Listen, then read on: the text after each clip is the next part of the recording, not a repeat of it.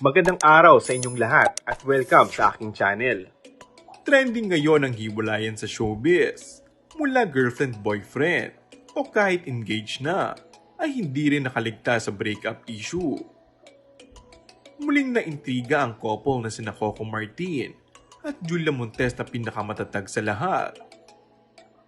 Tinawanan na lamang ng aktres na si Julia ang tila sunod-sunod na napapabalitang hiwalayan ngayon ng mga couple sa industriya ng showbiz. Simpleng sabi niya, "Okay na ako guys." Sinabi rin niya sa isang panayam na hindi na ako kasali dyan, okay na ako.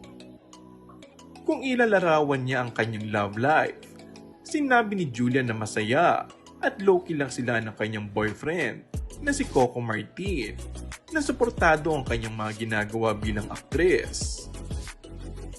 Samantala, natanong naman si Julia kung ano ang plano nila ng aktor ngayong nalalapit na Valentine's Day.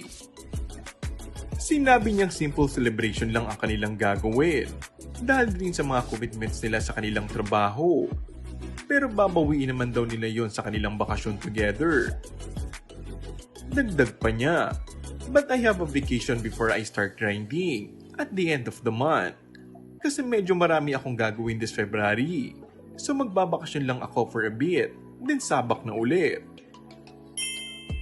And that's all for our today's video. Kung bago ka lang sa aking channel ay mag-subscribe at pindutin na rin ang notification bell. Maraming salamat!